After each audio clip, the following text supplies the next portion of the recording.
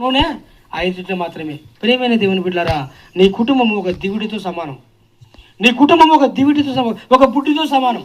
నీ పిల్లలు, నీవు, నీ భర్త అంత కలిపితే ఒక దివిటి, ఒక వెలుగునిచ్చే ఒక బుడ్డి లాంటిది. అది కనపడిక బాగుంటే సరిపోదు. నీ పిల్లలు, నీవు, నీ కుటుంబము బయటికి బాగా కనపడితే సరిపోదు. నీ జీవితంలో, నీ పిల్లల జీవితంలో కూడా అలాగనే మంచిగా కనపడాలి. బయటికి చాలామంది బాగా కనపడతాం కదా, కానీ లోపల చూస్తే మన చరిత్ర మొత్తం బయటపడుతుంది కదా. బయటికి మంచి వస్త్రాలు వేసుకుంటాం, కానీ మన బుద్ధి ఎప్పుడు బయటపడుతుంది అంటే మన మాటలప్పుడు, మన ప్రవర్తనప్పుడు. యేసయ్య చెప్తున్నాడు, కిందికి రండి, 4వ వచనం. బుద్ధి గలవారు తమ దివిడులతో కూడా సిద్ధులలో నూనె తీసుకొని పోయి పెళ్లి కుమారుడు ఆలస్యము చేయగా వారందరూ కునికి ఏం చేస్తున్నారంట? నిద్రపోతుంది. ఎందుకని? ఆలస్యం అవుతుంది. మీరు గమనించారు లేదో, దేవుని వాక్యంలో ప్రాక్టికల్గా మన జీవితాల్లో జరిగేదే. మీరు గమనించారా? పెళ్లి కుమార్తెలు, కూతురు వాళ్ళు రావాలంటే ఏం చెప్తారు మనోళ్ళు? సాయంత్రం 6 గంటలకు మాట్లాడుకుంటారు. 11 అవుతుందేమో వచ్చేసరికి అంటారా? ఎందుకని?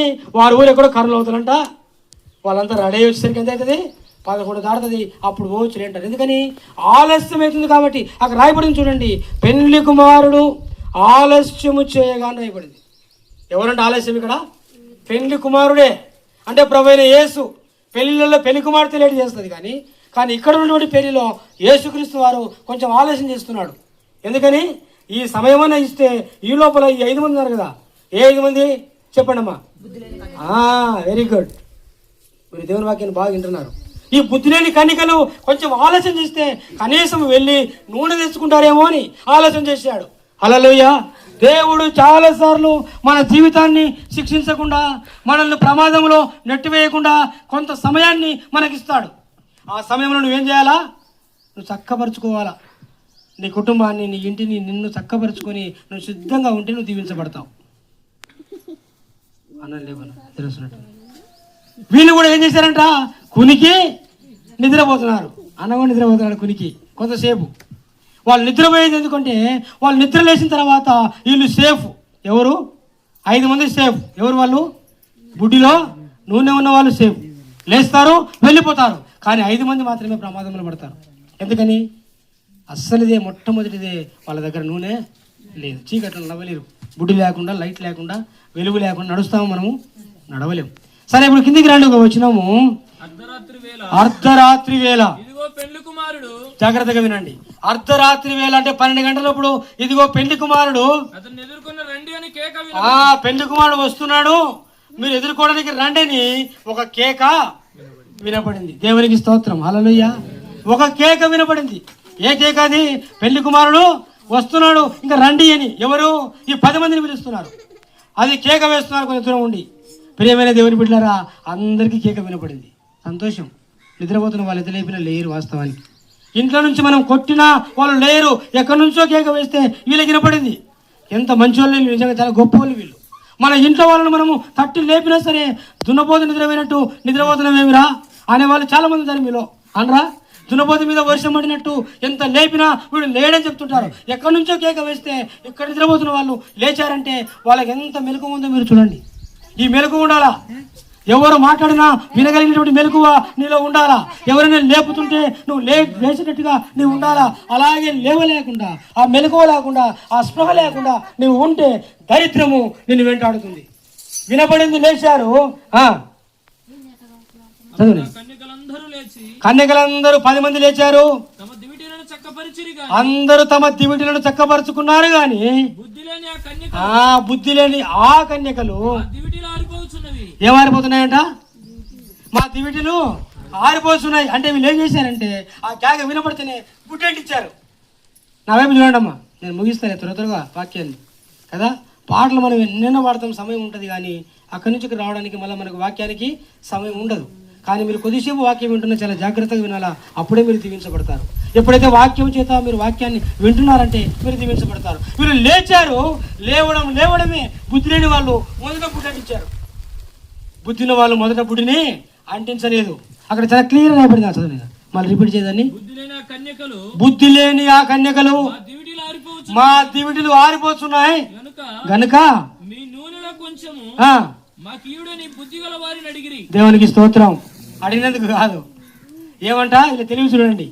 వీళ్ళ బుడ్డులేమో ఆరిపోతున్నాయంట, వీళ్ళు నూనె చక్కపరచుకోరంట, నూనె కొనుక్కోరంట. వీళ్ళు పోగా ఉన్న వాళ్ళ దగ్గరికి వెళ్ళి మీ బుడ్డిలో ఉన్న నూనెలు మాకు ఇవ్వండి అంటే మీరు పోకూడదు, మేము పోకూడదు. సగం దూరమే. ఆ బుడ్డిలో నూనె వీళ్ళకి సగం పోస్తే అంత దూరం పోలేరు. ఇంకా ఎక్కడికి పోతారు? సగం దూరం వెళ్ళి 10 మంది ఆగిపోతారు. చూడండి ఎంత ప్రమాదం చూసారా. నువ్వు ఎవరితో సహవాసం చేస్తున్నా, నువ్వు ఎవరితో స్నేహం చేస్తున్నా, నీ ఎరుగు పొరుగుతో కానీ నీ స్నేహితులు ఎవరితోనైనా సహవాసం చేయి. నీకు ప్రమాదం ఏర్పడే సహవాసం నీకు మంచిది కాదు. నీ నోటికాడిది ఉన్నది తీసి ఒకరికి పెట్టాలి అనే ఆలోచన వచ్చిందంటే అలాంటి వారితో నువ్వు సహవాసము చేయవద్దు. నీ నూనె మాకు పోయి వీళ్ళు చెప్పడం చూడండి. ఆ నూనె వస్తే ఇప్పుడు ఏం కావాలా? మీరు పోకూడదు, మేము కూడా. మీరు ఒక్కరే పోతే మేమేం చేయాలా? మాకు అవమానం అవుతుంది, మేము వెనక్కి తిరిగిపోవాలా. కాబట్టి మిమ్మల్ని అడ్డుకుంటామని అడుగుతూ ఉంటే వాళ్ళకు బుద్ధి ఉంది కాబట్టి వాళ్ళు ఏం చెప్తున్నారో తెలుసా? ఇప్పుడు అందుకు బుద్ధి వెళ్ళిన వాళ్ళు జాగ్రత్తగా వినండి. మాకు మీకు ఈ నూనె చాలదేమో, మీరు అమ్మవారి యొద్దకు పోయి కొనుక్కొనుడని చెప్పిరి. హల్లెలూయా. అమ్మవారు అమ్ముతారమ్మా టైంలో. క్యాండిల్స్ కావాలి నీకు. రాత్రి కరెంటు పోయింది, ఎన్ని గంటలకు పోవాలమ్మా షాపుకు? 9 ఉంటుందే ఊళ్ళో, 9 వరకు ఉంటుంది షాపులు. 9 లోపల పోవాలి నువ్వు. అర్ధరాత్రి ఉంటుందా? అంటే ఎంత బుద్ధి లేదంటే వీళ్ళకి. అర్ధరాత్రి అయినా సరే కనీసం ఆ బుడ్లో నూనె ఉందో లేదో వీళ్ళు చూసుకోలేదు. బుడ్లు పట్టుకున్నారు కానీ, దివిట్లు పట్టుకున్నారు కానీ ఆ దివిట్లో నూనె ఉందో లేదో కూడా చూసుకోలేదు. చాలామంది కుటుంబాల్లో ఇది ఉండదు. అందుకే వారికి దరిద్రము, శాపము వారిని వెంటాడేది. అందుకే ఇంట్లో ఏమేమి ఉన్నాయో నీకు తెలియదు, ఇంట్లో ఏ అవసరాలు ఉన్నాయో నీకు తెలియదు, అసలు ఇంట్లో ఏమి ఉన్నాయో ఏమి లేవో నీకు తెలియకపోతే నువ్వు ఎట్లా సంసారాన్ని కట్టుకుంటావు? అసలు నీ కుటుంబాన్ని ఎట్లా నువ్వు కట్టుకుంటావు? అసలు అంత దూరమైనవే నువ్వు పోయేదే పెళ్ళికి, కనీసం నీ బుడ్డిలో నూనె ఉందో లేదో కూడా నువ్వు చూసుకోలేదంటే ఇంత నిర్లక్ష్యంగా మీరు ఉన్నారు. అందుకే మీ పేరేం పేరు? బుద్ధి లేని కన్యకలు. కన్యకలు అంటే పెళ్లి కాని వాళ్ళు. పెళ్లి కాకముందుకే మీకు ఇంత బుద్ధి లేకపోతే ఇంకా పెళ్ళి అయ్యి భర్త వచ్చి సంసారం వచ్చిన తర్వాత మీరు సంసారం చేసుకుంటారా వీళ్ళు? ఎందుకని? బుడ్డి తీసుకుపోయారు కానీ బుడ్డిలో నూనె ఉందో లేదో తెలియదు. వాటర్ బాటిల్ తీసుకెళ్తాం, పొలానికి వెళ్తున్నాను, నీళ్ళ బాటిల్ తీసుకుని పోతాం, నీళ్ళు ఉండే లేదు చూసుకోకపోతే. కొత్త బాటిల్ తీసుకుని పోతే బాగుంటుందా? తెలివి ఎంత తెలివి చూడండి. కొత్త బాటిలే నీళ్ళు తీసుకుని పోవాలా ఎండకని చెప్తాడు కానీ బాటిల్ ఉంది కానీ బాటిల్లో నీళ్ళు లేవు. ఎంత నిర్లక్ష్యమో చూడండి. ప్రేమని దేవుని బిడ్డారా, మీరంతా స్త్రీలు ఉన్నారు కాబట్టి నీ కుటుంబంలో ఏది అవసరం ఉందో నీకు తెలియాలి ముందు. నీ కుటుంబంలో ఏది కావాలో నీకు తెలియాలి ముందు. నీ ఇంట్లో కరెంటు పోతే కనీసం బుడ్డి ఉంది లేదో నీకు తెలియాలి ముందు. ఆ బుడ్డిలో నూనె ఉంది లేదో నీకు తెలియాలి. ఒక క్రైస్తవుడు, ఒక విశ్వాసి దేవుని నమ్ముకున్న తర్వాత దేవుని ఆత్మ నాలో ఉందో లేదో, దేవుని కృప నా పట్ల ఉందో లేదో, దేవుని ఆశీర్వాదం నాకు ఉందో లేదో నువ్వు తెలుసుకోలేకపోతే నువ్వు ఎందుకు క్రైస్తవ జీవితం? అప్పుడప్పుడు సరిపోతుందిలే, అప్పుడప్పుడు కాలం గడిచిపోతుందిలే అని నువ్వు అనుకున్నావంటే నీ పిల్లలకు నువ్వు మార్గదర్శకమైన తల్లివి కానే కాదు. వయసులో ఉన్నప్పుడు నువ్వు కుటుంబాన్ని చక్కపరచలేకపోతే బుడ్డిలో నూనె లేదు, అమ్మ మేము పోయలేము, ఇది మీకు మాకు సరిపోదు, మీరు అమ్మవారి దగ్గరికి వెళ్ళి కొనుక్కోండి అని చెబితే వీళ్ళు ఏం చేశారు తెలుసా? చూడండి, నాకైతే నవ్వు వస్తుంది. వారు ఏం చేస్తున్నారంట? ఎక్కడ కొంటున్నారు? కొనుక్కోవడానికి వెళుతున్నారని బైబిల్ ట్రాన్స్లేషన్ అది. అర్ధరాత్రి వేలు ఎవడన్నా అమ్ముతాడమ్మా? వారు కొనబోతుండగా రెండో కేక ఇది. మొదటి కేక ఏంటి? పెళ్లి కుమారుడు వస్తున్నాడు రండి అని మొదటి కేక. రెండవ కేక పెళ్లి కుమారుడు వచ్చాడు. ఇంకా ఇప్పుడు నువ్వు ఎప్పుడు కొనుక్కోవాలా? నువ్వు ఎప్పుడు బుడ్లో పోసుకోవాలి? ఎప్పుడు రావాలా నువ్వు? తర్వాత కంటిన్యూషన్. అప్పుడు సిద్ధపడి ఉన్న ఈ 5 మంది బుద్ధి కలిగిన కన్యకలు పెళ్లి కుమారుడితో కూడా విందు లోపలికి పోయి దేవునికి స్తోత్రం. పీడ పోయింది విధంగా పెళ్లికి పోతే ఎట్లా వేసినారు? అవమానమా కదా? పెళ్లికి పోతే మా నువ్వు లే, నువ్వు ఇక్కడ కూర్చోదు అని లేపారు నిన్ను. అవమానమా కదా? పెళ్లికి పోతే ముఖం మీద ఏమేశారంట? తలిపేశారంట. ఈ 5 మంది పొంగాల్ని తలిపేశారు. అర్థం ఏంటి? ఇంకా బయట ఉన్న వాళ్ళు ఎవరు కూడా లోపలికి రాకూడదు. చాలాసార్లు వాక్యం ఉంటున్నప్పుడు నీకు ఎంత అర్థమవుతుందో కానీ అది అవమానకరమైనటువంటి పరిస్థితి. తలుపు వేస్తే అయిపోయింది. నువ్వు నూనె కొనుక్కొచ్చుకున్నా, నీకు బుడ్డి బాగున్నా లోపలికి నువ్వు రానివ్వరు. మనం అంతే. నువ్వు పెళ్ళికి రాకూడదు. ఇంటికి వచ్చినాక పెళ్లి బాధ అయిందే వదినా అని అడుగుతారు. మళ్ళీ ఇదొక సమస్య. ఏమంటారు? పెళ్లి బాధ అయిందే వదినా, పెళ్లి కూతురు బాగుందే, పెళ్లి కొడుకు బాగున్నాడా? వీళ్ళు పోయింటే కదా పెళ్లికి చెప్పేది నీకు. వీళ్ళకి సిగ్గైపోయి వీళ్ళకి పెళ్లికి ఎవరు రాణించుకోక అవమానం అయ్యి వాళ్ళు వచ్చింటే నువ్వేమడుగుతున్నావు? పెళ్లి బాగా జరిగిందా? వంటలు బాగా పెట్టినారా? చికెన్ పెట్టినారా? మటన్ పెట్టినారా? పెళ్లి కుమార్తె మెడలో బంగారు ఉందా? కట్నం ఎంత ఇచ్చిరి? ఒక్క తప్పు వల్ల నువ్వు పెళ్లికే వెళ్ళలేకపోయావు. కానీ అక్కడ ఏం పెళ్లి అంటది? పరలోక రాజ్యము ఒక పెళ్లి కుమారుని పోలి ఉన్నది. మొదటి వచనం, పరలోక రాజ్యము తమ దివిడులు పట్టుకొని పెళ్లి కుమారుని ఎదుర్కొన్నట్టుకు బయలుదేరిన 10 మంది కన్యకలను పోలి ఉన్నది. హల్లెలూయా! ఈ పెళ్లి ఎలాంటి పెళ్ళి అంట? పరలోక రాజ్యము. దేవుని రాజ్యానికి నువ్వు వెళ్ళాలనుకుంటున్నావు. దేవుని నమ్ముకున్నానులే, పాటలు పాడతానులే, చర్చికి వెళతానులే, అంతైతే కానికేస్తానులే, నేను పోతానులే అని అనుకుంటే చాలా తప్పు. నువ్వు పోలేవు. ఎందుకని?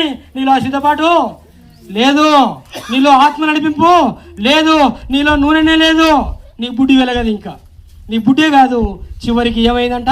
తలుపు వేయబడి ఉంది. దేవునికి స్తోత్రం. ప్రియమైన దేవుని బిడ్డలారా, మొట్టమొదటిది మనలో ఏముండాలంట? నూనె ఉండాలంట. నూనె పరిశుద్ధాత్మకు సాదృశ్యం. పరిశుద్ధాత్మ దేవుడు నిన్ను తప్పిస్తాడు. నువ్వు రోడ్డు గుండా ప్రయాణం చేస్తున్నావు, ఏదైనా ఊరికి వెళుతున్నావు, ఏదైనా ప్రమాదం వచ్చింది, ఆ ప్రమాదం నుంచి తప్పించేవాడు పరిశుద్ధాత్మ దేవుడే. హల్లెలూయా! నిన్ను కాపాడేది ఆయన్నే. ఎందుకో తెలుసా? నువ్వు యేసుని వెంబడిస్తున్నావు, నువ్వు యేసుక్రీస్తు వారిని ఆరాధిస్తున్నావు, నువ్వు చక్కగా జీవిస్తున్నావు, నువ్వు జ్ఞానం కలిగి బ్రతుకుతున్నావు, ప్రేమ కలిగి జీవిస్తున్నావు. నీకు అపాయం వచ్చింది, పరిశుద్ధాత్మ దేవుడు నిన్ను కాపాడతాడు. నూనె పరిశుద్ధాత్మకు సాదృశ్యం. రెండవది అక్కడ చూడండి, పెళ్లి కుమారుడు ఆలస్యము చేయగా. ఆలస్యం. నీకు సమయం ఇచ్చాడు దేవుడు, చాలా ఆలస్యం అవుతుంది.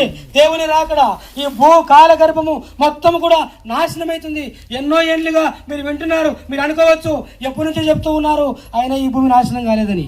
దేవుడే కావాలని ఆలస్యం చేస్తున్నాడు. హల్లెలూయా! ఎందుకు తెలుసా? మనము సిద్ధపరచబడాలని. కరోనా వచ్చి అనేక మంది రాలిపోయారు. ఎందుకు? నీవు నేను బతికాము.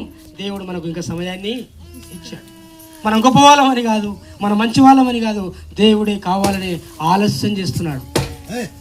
దేవుడే కావాలని ఆలస్యం చేస్తున్నాడు. ఎందుకో తెలుసా? ఈ లోపు, నేను వచ్చేలోపు వాళ్ళు చక్కపరుచుకొని సిద్ధపరచుకొని వాళ్ళ బుడ్డిలో వాళ్ళ దివిటిల్లో నూనె కొని పెట్టుకుంటారేమో. నూనె కొనడానికి పోతూ ఉండగా మరలా కేక వచ్చింది, పెళ్లి కుమారుడు రానే వచ్చాడు. ప్రేమైన దేవుని బిడ్డలారా, దేవాది దేవుడు నీ కుటుంబంలోకి రావాలి అంటే, నీ హృదయంలోకి రావాలంటే, నీ దగ్గరికి వచ్చి నీతో సహవాసం చేయాలంటే నువ్వు ముందే సిద్ధపాటు కలిగి నువ్వు జీవించాలి. చివరిగా ఒక మాట చెప్తాను. మా దగ్గర డబ్బులు ఉన్నాయిలే, మేము నూనె కొనుక్కుంటాం అనుకున్నారే, కానీ వాళ్ళు సిద్ధపాటు మర్చిపోయారు. వాళ్ళు కొనబోగానే రాయబడింది. డబ్బు మనిషిని రక్షించలేదు, డబ్బు మనిషిని సమాధానపరచలేదు, డబ్బు నిద్రను మనకు ఇవ్వలేదు. మంచం ఉన్నంత మాత్రాన మనం పడుకుంటే మనకు నిద్ర ఏం రాదు. వస్తుందా? ఏం రాదు. నువ్వు మంచం కొనగలవేమో కానీ నిద్రని మాత్రం కూడా కొనలేము. మనం డబ్బు ఉందేమో కానీ సమాధానాన్ని మనము కొనలేము. అది ఎక్కడి నుంచి వస్తుందంటే, నువ్వు సిద్ధపరచుకొని, నువ్వు చక్కపరచుకొని, నీ కుటుంబాన్ని సిద్ధపాటులో ఉంచుకొని దేవుని ఆత్మచేత నడిపింపబడితే అప్పుడే నీవు దీవించబడతావు. ప్రియమైన దేవుని బిడ్డలారా, ఆ తలుపు వేసిన తర్వాత వచ్చింది, తలుపు వేయబడెను. ఆ తరువాత తక్కిన కన్యకలు వచ్చి అయ్యా అయ్యా మాకు తలుపు తీయమని అడుగగా. చూడండి, తలుపు వేసిన తర్వాత కూడా అయ్యా అయ్యా మాకు తలుపు తీయమని అడగగా అతడు మిమ్మును నేను ఎరుగనని ఏమంట? నేను మిమ్ములను ఎరుగనని మీతో నిశ్చయముగా అంటే ఖచ్చితంగా చెప్పుచున్నాను. ఆ దినమైనను గడి అయినను మీకు తెలియదు కనుక మెలకువగా ఉండుడి. దేవునికి స్తోత్రం. హల్లెలూయా! ఏం చేయాలంట? ఆ దినమైనను అంటే యేసుక్రీస్తు వారు ఈ లోకానికి వచ్చి దినమైనను, ఆ గడి అయినను. ఏ గడియా? ఈ ప్రపంచము, ఈ సుందరమైన ఇండ్లు, స్థలాలు, పొలాలు, తోటలు ఇవన్నీ కూడా ఒక్క గడియలోనే నాశనం అయిపోతాయి. మనం అనుకున్నట్టుగా ఈ ప్రపంచం ఏమి ఉండదు. యుగాంతమందు ఈ ప్రపంచం మొత్తము నాశనం అవుతుంది, దేవుని రాజ్యం మాత్రమే స్థిరంగా ఉంటుంది. ఆ గడి అయినను మీకు తెలియదు కాబట్టి మీరేం చేయాలా? మెలకువతో ఉండి గడపాల. మెలకువ ఉండాల. కొంతమంది నిద్రపోతారు, ఎంత లేపినా లేరు. మెలకు ఉండాలా. నిద్రపోయినా సరే కొంచెం మెలకు ఉండాలి. నీకు ఏమి జరుగుతుందో నువ్వు గ్రహించాలా. రాత్రుల పుట్టిన జరిగేది మొత్తం నీకు ఏ అపద్రవము, ఉపద్రవము, ఆరాటము, ఆటంకము ఏది వచ్చినా రాత్రి పుట్టిన ప్రారంభించబడుతుంది. రాత్రి పూట నువ్వు మెలుకుతూ ఉండాలా. మళ్ళీ ఎప్పుడు నిద్రపోవాలి? నేను అనొచ్చు, నువ్వు నిద్రపో, కానీ కనీసము కేక వేస్తే లేచే నిద్ర నీకై ఉండాలా. ఎక్కడో కేక వేస్తే ఇక్కడ వారు లేచారంటే అది నిద్ర, అది మంచి నిద్ర. గాఢ నిద్ర, భయంకరమైన నిద్ర, సోమరి నిద్ర, అపవాది నిద్ర, సాధారణ నిద్ర ఇవి మంచిది కాదు. ఈ నిద్ర మిమ్మల్ని పాడు చేస్తుంది, మీ కుటుంబాన్ని దరిద్రం వైపు నడిపిస్తుంది. జాగ్రత్తలు. నిద్రపోవద్దు ఎక్కువ. నిద్రపోతేనే మంచిదంట అయ్య గారు, డాక్టర్లు చెప్తున్నారు అని మీరు అడగవచ్చు. మళ్ళీ నిద్ర చాలా ప్రమాదకరమైంది. రాత్రిపూట మాత్రమే నువ్వు నిద్రించాలి తప్ప నువ్వు నిద్రకి ఎక్కువ ప్రాధాన్యతను ఇవ్వకూడదు. నువ్వు పడుకునే పరుపు నిన్ను చీ కొడుతుందంట. అరే వీడు ఏమిరా ఇంత సిగ్గులేనోడు, ఇంత అయినా సరే వీడు ఇంకా నా మంచం మీద పడుకున్నాడని చీ కొడుతుందంట. నిజంగానే మీరు నవ్వచ్చు, అది నిజమే. ఏమి టైం ఎంత అయిపోయింది, వీడు ఇంకా పడుకున్నాడే, ఇంకా మంచంను వాడు విడిచిపెట్టలేదే అని చీ కొడతాయంట. అయినా సరే సిగ్గు లేకుండా అలాగే మనసుని ఖర్చుకొని పండుకుంటారంట. దరిద్రము ఇవన్నీ వస్తాయి. అందుకే తెలుసా మీకు, వారు కునికి నిద్రించుచుండ్రి. ఇక రాయబడింది, మనం చేసే ప్రతి పని అక్కడ రాయబడింది. వారు కునికారంట, నిద్రించారంట. నిద్రపోయిన తర్వాత దరిద్రం వచ్చిందంట. తలుపు వేశాడు, అంతే, ఏ ములాస లేదు. తలుపు వేశాడమ్మా, అయ్యా ఇదిగో మీ దగ్గర పని చేసినాడే, వాళ్ళ బిడ్డలనే తీయడు. రికమెండేషన్ వాళ్ళు తెలిసిన వాళ్ళు ఇవన్నీ ఏం పని చేయవు. ఒకసారి తలుపు వేసిన తర్వాత ఇంకా తలుపు జాగ్రత్త తల్లి. నీ కుటుంబంలో దేవుడు నీ ఇంటికి రావడానికి నువ్వు తలుపు వేసుకున్నావు. ఇప్పుడు చాలామంది లేయరు, చాలామంది ఏం చేస్తారు, లేయరు. ఎందుకంటే నిద్రపోతూనే ఉంటారు. జాగ్రత్తను మెలుగుతూ ఉండాలి. మొదటి మాట, దేవుని రాజ్యము పరలోక రాజ్యం ఎలాంటిదంట, తమ దివిటీలు పట్టుకొనిన పెళ్లి కుమారుని ఎదుర్కొనడానికి వెళ్ళిన 10 మంది కన్యకలను పోలి ఉన్నది. 10 మంది కన్యకలు. ఈ 10 మందిలో సగం వెళ్ళిపోయింది, సగం మాత్రమే ఉంది. తర్వాత ఏంటంటున్నాడు, ఇంకా మీరెవరో నాకు తెలియదు, మీరెవరు నాకు తెలియదు అని చెప్తున్నాడు. ఆ గడియైనను ఆ క్షణమైనను మీకు రాకుండాను కాక అని చెబుతూ తర్వాత చదువు. పరలోక రాజ్యము ఒక మనుషుడు దేశాంతరమునకు చాలు. దేవునికి స్తోత్రం. చూడండి ప్రేమైనటువంటి దేవుని బిడ్డలారా, ఈ మధ్యాహ్నకాల సమయంలో దేవుని వాక్యాన్ని విన్న మీరు మోకరించండి, కళ్ళు మూసుకునండి. 2 విషయాలు ధ్యానించాం మనము. 10 మంది కన్యకలు, 10 మంది కన్యకలు, 10 మంది దివిటీలు. కానీ 5 దివిటీలలో మాత్రమే నూనె ఉన్నాయి, కానీ 5 మంది దివిటీలలో నూనె లేదు. వాళ్ళకు సిద్ధపాటు లేదు, వాళ్ళకు భయం లేదు, వాళ్ళకు బాధ్యత లేదు. చాలామంది కుటుంబాల్లో బాధ్యత లేకుండా, భయం లేకుండా నిర్లక్ష్యంగా బ్రతుకుతూ నీ పిల్లలకు